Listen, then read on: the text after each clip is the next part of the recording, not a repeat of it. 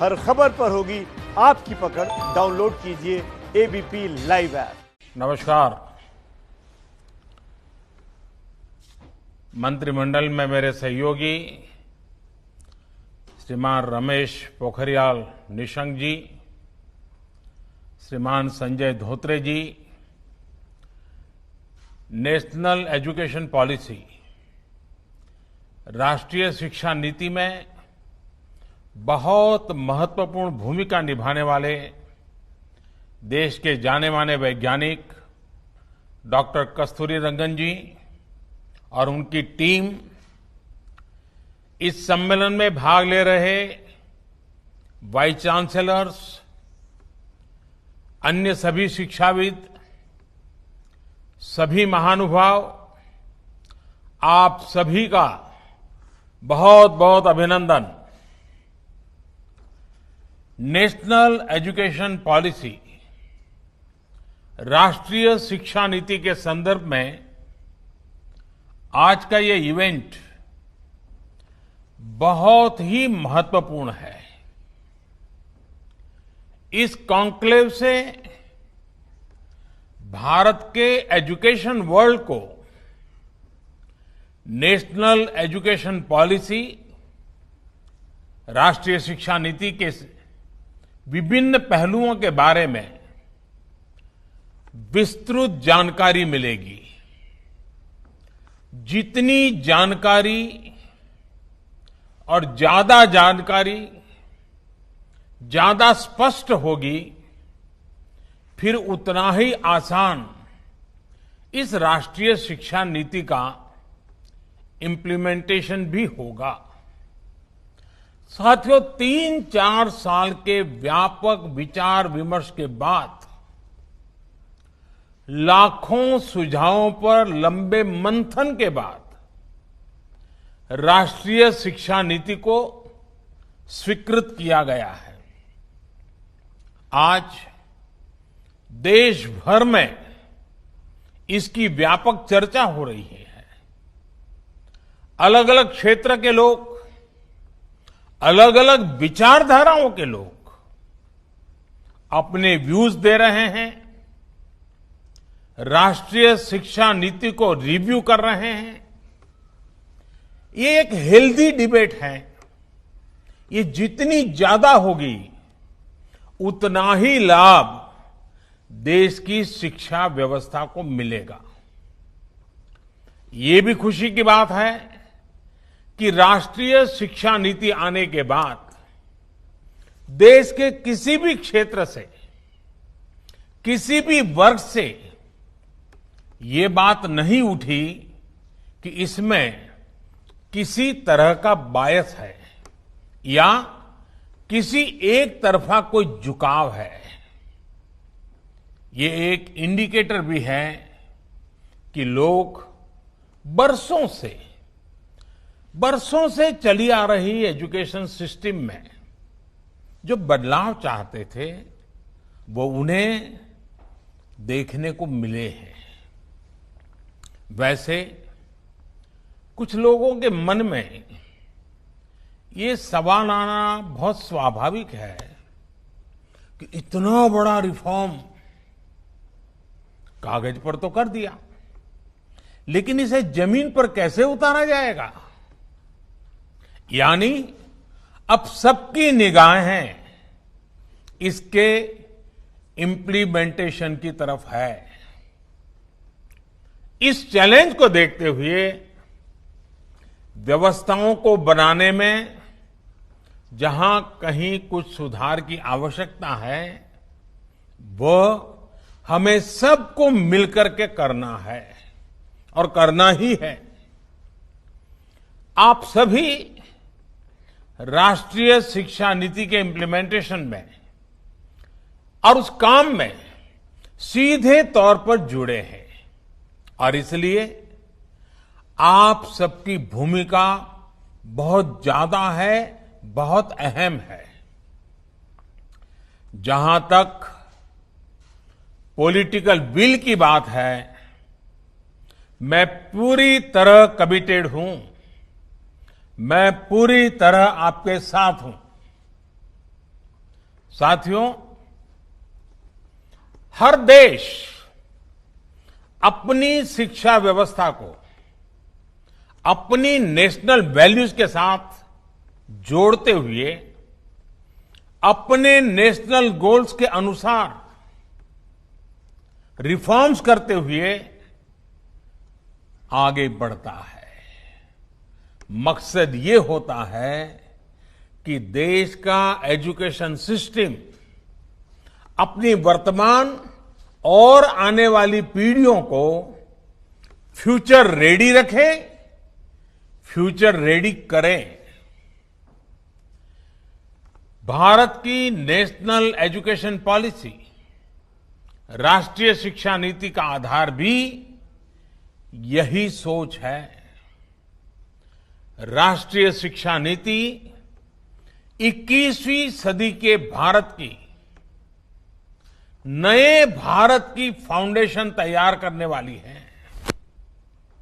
21वीं सदी के भारत को हमारे युवाओं और हमारे युवाओं को जिस तरह की एजुकेशन की जरूरत है, जैसी स्किल्स चाहिए, राष्ट्रीय शिक्षा नीति पर इन बातों पर विशेष फोकस है।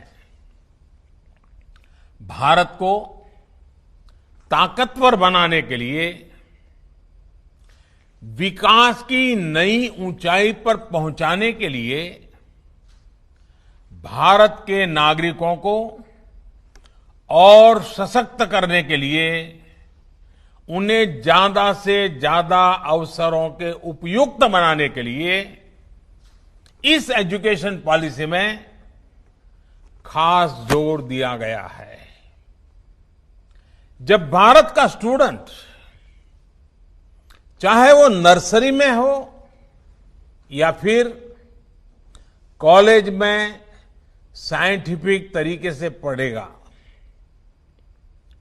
तेजी से बदलते हुए समय और तेजी से बदलती जरूरतों के हिसाब से पढ़ेगा, तो वो नेशन बिल्डिंग में कंस्ट्रक्टिव भूमिका निभा पाएगा। साथियों, बीते अनेक वर्षों से हमारे एजुकेशन सिस्टम में बड़े बदलाव नहीं हुए थे। परिणाम ये हुआ कि हमारे समाज में क्यूरोसिटी और इमेजिनेशन की वैल्यूज को प्रमोट करने के बजाय भेड़ चाल को ही प्रोत्साहन मिलने लगा था। कभी डॉक्टर बनने के लिए होड़ लगी, कभी इंजीनियर बनाने की होड़ लगी, कभी वकील बनाने की होड़ लगी। इंटरेस्ट, एबिलिटी और डिमांड की मैपिंग किए बिना होड़ लगाने की प्रवृत्ति से एजुकेशन को बाहर निकालना जरूरी था। हमारे स्टूडेंट्स में, हमारे युवाओं में क्रिटिकल थिंकिंग और इनोवेटिव थिंकिंग विकसित कैसे हो सकती है, जब तक हमारी शिक्षा में पैशन ना हो, फिलॉसॉफी ऑफ एजुकेशन ना हो, पर्पज ऑफ एजुकेशन ना हो। साथियों, आज गुरुवर रविंद्रनाथ ठाकुर की पुण्यतिथि भी है। वो कहते थे, उच्चतम शिक्षा वो है जो हमें सिर्फ जानकारी नहीं देती, बल्कि हमारे जीवन को समस्त अस्तित्व के साथ सद्भाव में लाती है। निश्चित तौर पर राष्ट्रीय शिक्षा नीति का बृहद लक्ष्य इसी से जुड़ा है। इसके लिए टुकड़ों में सोचने के बजाय एक होलिस्टिक अप्रोच की जरूरत थी, जिसको सामने रखने में राष्ट्रीय शिक्षा नीति सफल रही है।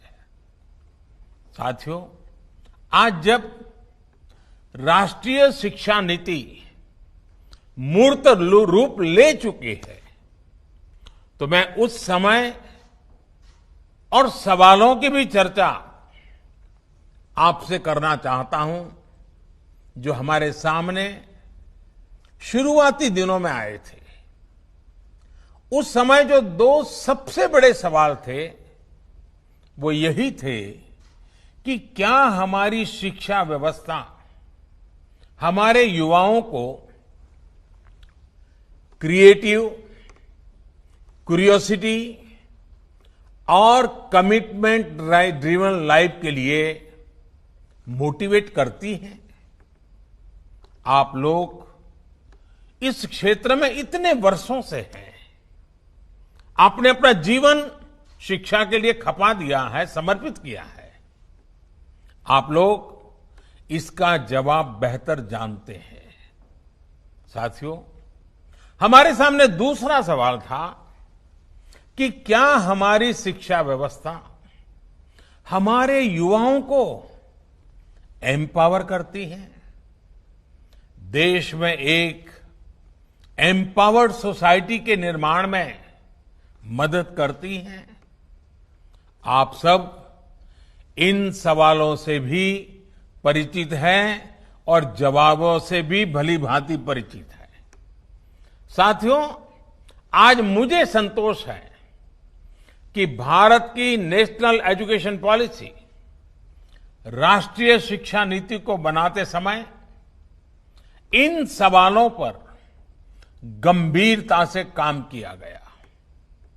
साथियों, बदलते समय के साथ एक नई विश्व व्यवस्था, एक नए रंग रूप और व्यवस्थाओं में बदलाव, एक नई विश्व व्यवस्था खड़ी हो रही है। एक नया ग्लोबल स्टैंडर्ड भी तय हो रहा है। इसके हिसाब से भारत का एजुकेशन सिस्टम खुद में बदलाव करे, ये भी किया जाना बहुत जरूरी था। स्कूल करिकुलम के 10+2 स्ट्रक्चर से आगे बढ़कर अब 5+3+3+4 करिकुलम का स्ट्रक्चर देना इसी दिशा में एक कदम है।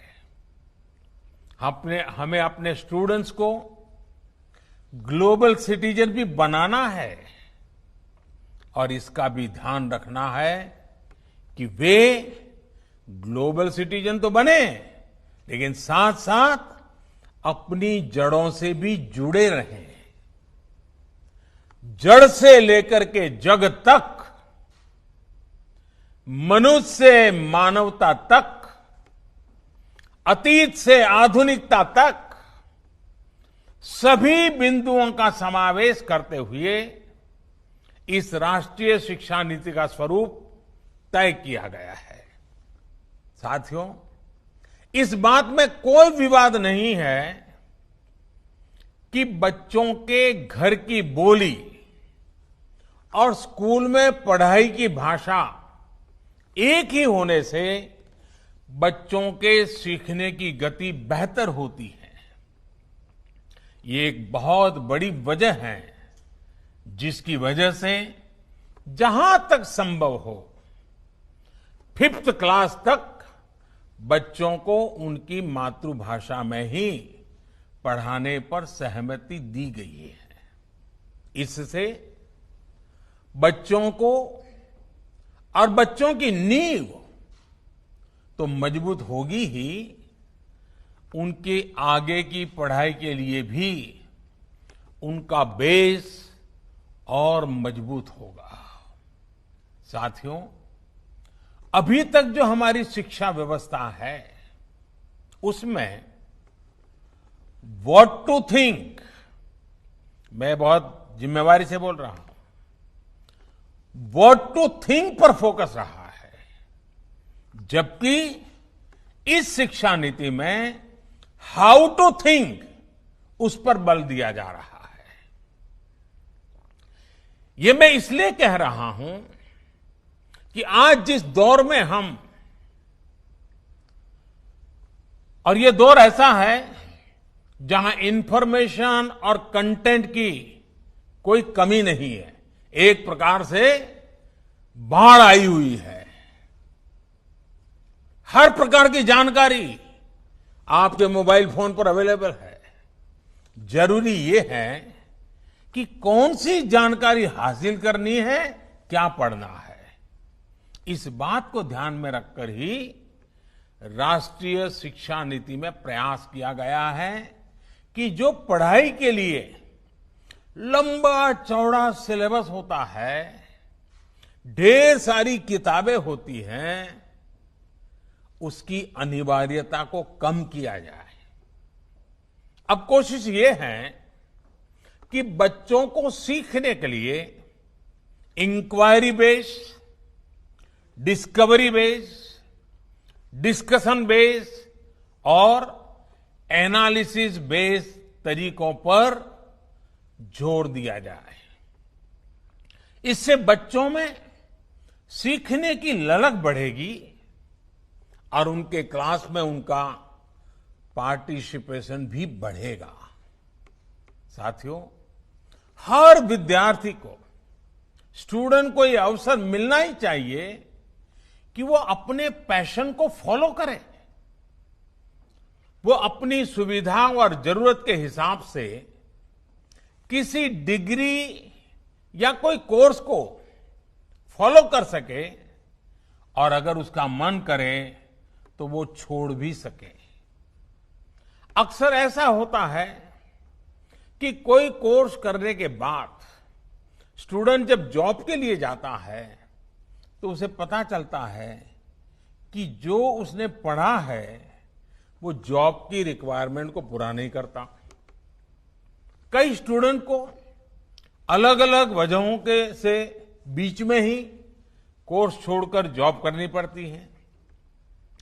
ऐसे सभी स्टूडेंट्स की जरूरतों का ख्याल रखते हुए मल्टीपल एंट्री एग्जिट का ऑप्शन दिया गया है। अब स्टूडेंट वापस अपने कोर्स से जुड़कर अपनी जॉब रिक्वायरमेंट के हिसाब से ज्यादा इफेक्टिव तरीके से पढ़ाई कर सकता है, लर्न कर सकता है। इसका एक और एस्पेक्ट है, जब स्टूडेंट्स को यह भी स्वतंत्रता होगी कि अगर वो कोई कोर्स बीच में छोड़कर दूसरे कोर्स में प्रवेश लेना चाहे तो वो कर सकते हैं।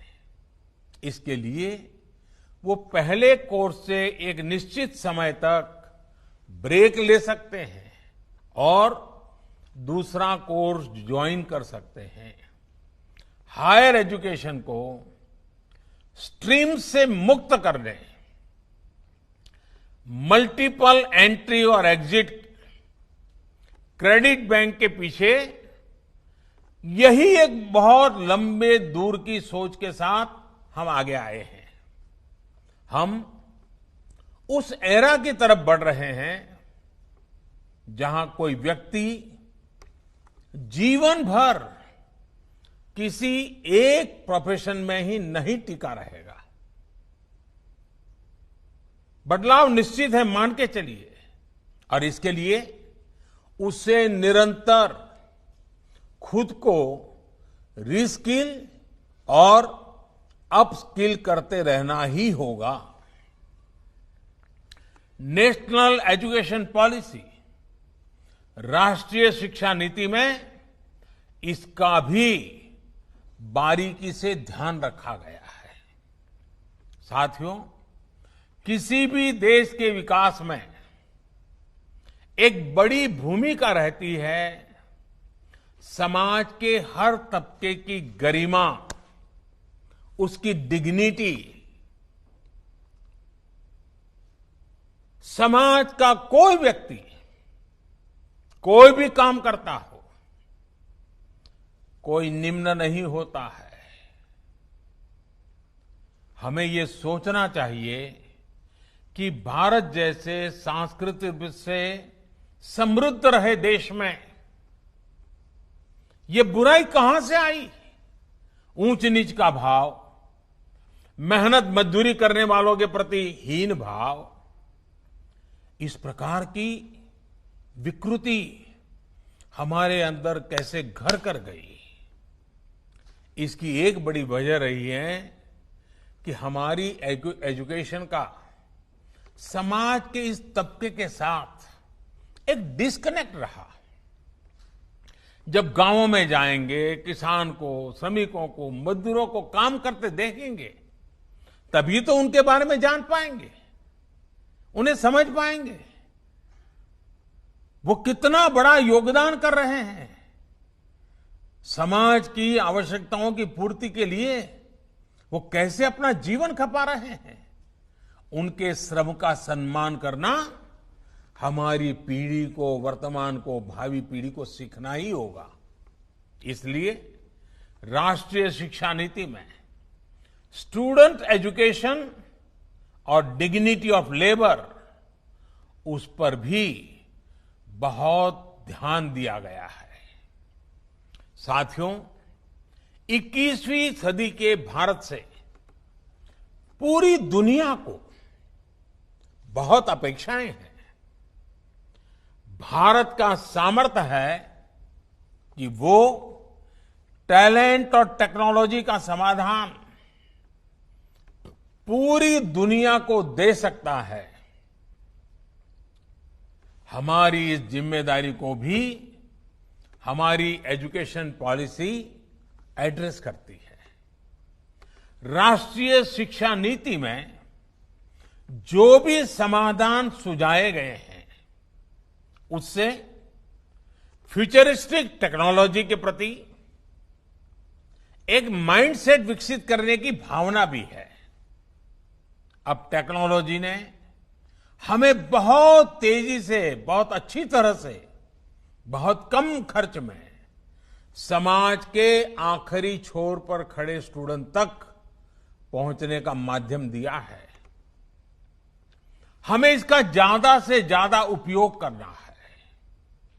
इस एजुकेशन पॉलिसी के माध्यम से टेक्नोलॉजी आधारित बेहतर कंटेंट और कोर्स के डेवलपमेंट में बहुत मदद मिलेगी। बेसिक कंप्यूटिंग पर बल हो, कोडिंग पर फोकस हो, या फिर रिसर्च पर ज्यादा जोर, ये सिर्फ एजुकेशन सिस्टम ही नहीं बल्कि पूरे समाज की अप्रोच को बदलने का माध्यम बन सकता है। वर्चुअल लैब जैसे कंसेप्ट ऐसे लाखों साथियों तक बेहतर शिक्षा के सपने को ले जाने वाला है, जो पहले से ही सब्जेक्ट्स पढ़ ही नहीं पाते थे, जिसमें लैब एक्सपेरिमेंट जरूरी हो। नेशनल एजुकेशन पॉलिसी, राष्ट्रीय शिक्षा नीति हमारे देश में रिसर्च और एजुकेशन के गैप को खत्म करने में भी अहम भूमिका निभाने वाली है।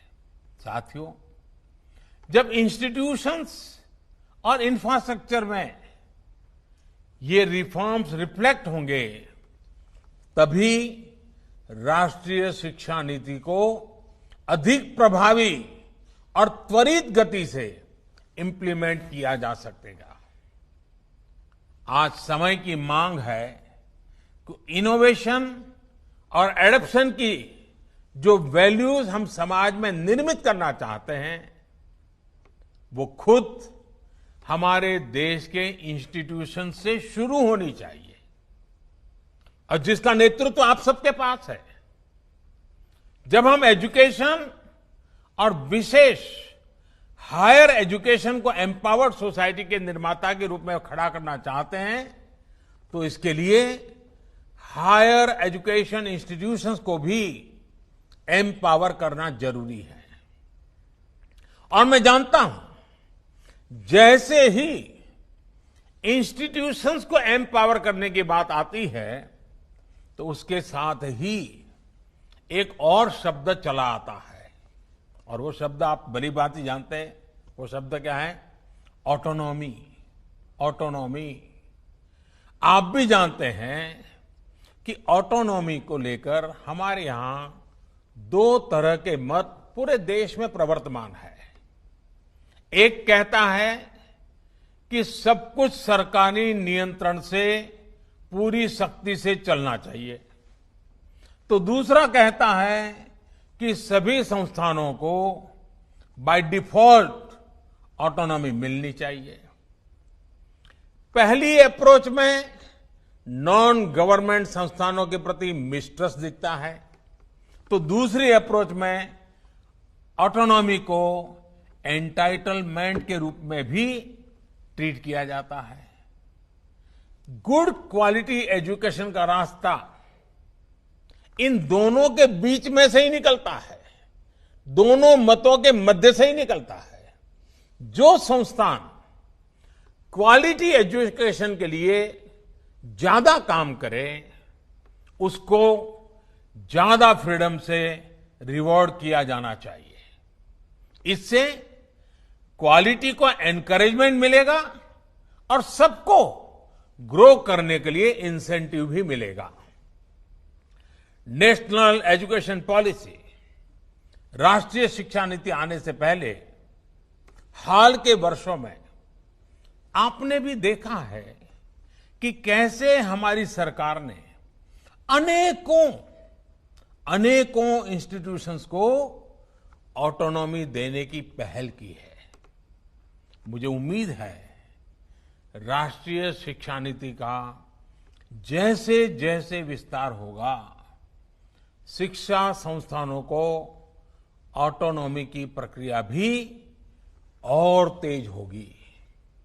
साथियों, देश के पूर्व राष्ट्रपति, महान वैज्ञानिक डॉक्टर एपीजे अब्दुल कलाम कहा करते थे, the purpose of education is to make good human beings with skill and expertise. Enlighten human beings can be created by teachers. वाकई शिक्षा व्यवस्था में बदलाव देश को अच्छे स्टूडेंट्स, अच्छे प्रोफेशनल्स और उत्तम नागरिक देने का बहुत बड़ा माध्यम आप सभी हैं, आप सभी टीचर्स ही हैं, प्रोफेसर्स ही हैं। शिक्षा जगत से जुड़े आप ही लोग इस काम को करते हैं और कर सकते हैं। इसलिए नेशनल एजुकेशन पॉलिसी, राष्ट्रीय शिक्षा नीति में डिग्निटी ऑफ टीचर्स का भी ध्यान रखा गया है। एक प्रयास ये भी है कि भारत का जो टैलेंट है वो भारत में ही रहकर आने वाली पीढ़ियों का विकास करे। राष्ट्रीय शिक्षा नीति में टीचर ट्रेनिंग पर बहुत जोर है। वो अपनी स्किल्स लगातार अपडेट करते रहें, इस पर बहुत जोर है।